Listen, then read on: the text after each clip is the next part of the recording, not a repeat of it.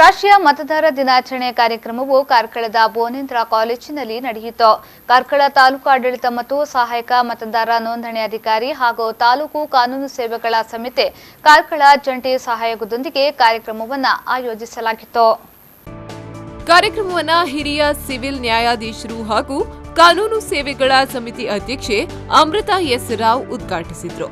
ಬಳಿಕ ಮಾತನಾಡಿದ ಅವರು, ಯುವ ಜನಾಂಗ ಮತದಾನ ಮಾಡುವ ಮೂಲಕ ತಮ್ಮ ಹಕ್ಕನ್ನ ಚಲಾಯಿಸಿದಲ್ಲಿ ಒಳ್ಳೆಯ ಆಡಳಿತ, ಉತ್ತಮ ಸಮಾಜ ನಿರ್ಮಾಣ ಸಾಧ್ಯ ಎಂದರು. ಮತ ಅಷ್ಟು ಶ್ರೇಷ್ಠ ಅಂತ ಹೇಳಿದ್ರೆ ಯಾರು ಈಗ ಒಂದು ಮತ ಯಾರು ಅದನ್ನು ಯಾರಿಗೂ ಒಂದು ವರ್ಗಾವಣೆ ಮಾಡುವಾಗಿಲ್ಲ. ಆ ಹಕ್ಕನ್ನು ಯಾರಿಗೂ ಒಂದು ಟ್ರಾನ್ಸ್ಫರ್ ಮಾಡುವಾಗಿಲ್ಲ, ನನ್ಗೇನು ಆಗೋದಿಲ್ಲ, ಆ ಹಕ್ಕನ್ನು ವರ್ಗಾಯಿಸೋದಿಲ್ಲ.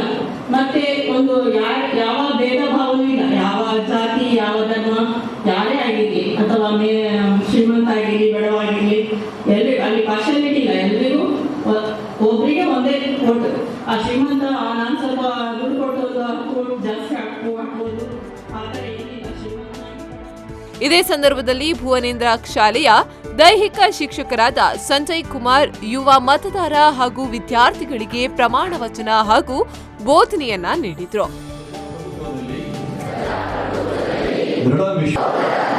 ನಮ್ಮ ದೇಶದ ಪ್ರಜಾಸತ್ತಾತ್ಮಕ ಸಂಪ್ರದಾಯಗಳು ಮತ್ತು ಮುಕ್ತ, ನ್ಯಾಯಸಮ್ಮತ ಮತ್ತು ಶಾಂತಿಯುತ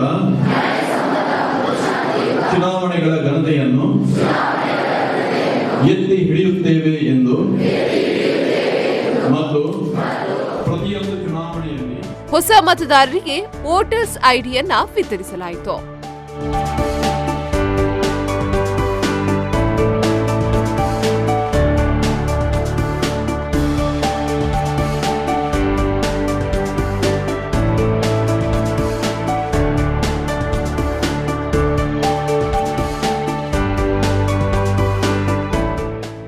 ಮುಖ್ಯ ಅತಿಥಿಯಾಗಿ ಕಾರ್ಕಳ ಉಪವಿಭಾಗದ ಸಹಾಯಕ ಪೊಲೀಸ್ ಅಧೀಕ್ಷಕ ಪಿ ಕೃಷ್ಣಕಾಂತ್, ತಾಲೂಕು ಪಂಚಾಯತ್ ಕಾರ್ಯನಿರ್ವಹಣಾಧಿಕಾರಿ ಡಾ ಹರ್ಷ ಮೇಜರ್, ಪುರಸಭೆ ಮುಖ್ಯ ಅಧಿಕಾರಿ ಮೇಬಲ್ ಡಿಸೋಜಾ, ಭುವನೇಂದ್ರ ಕಾಲೇಜು ಪ್ರಾಂಶುಪಾಲ ಡಾ ಮಂಜುನಾಥ್ ಕೋಟ್ಯಾನ್, ಮತದಾರ ಸಂಚಾಲಕರಾದ ರವಿಕುಮಾರ್ ವೇದಿಕೆಯಲ್ಲಿ ಉಪಸ್ಥಿತರಿದ್ದರು.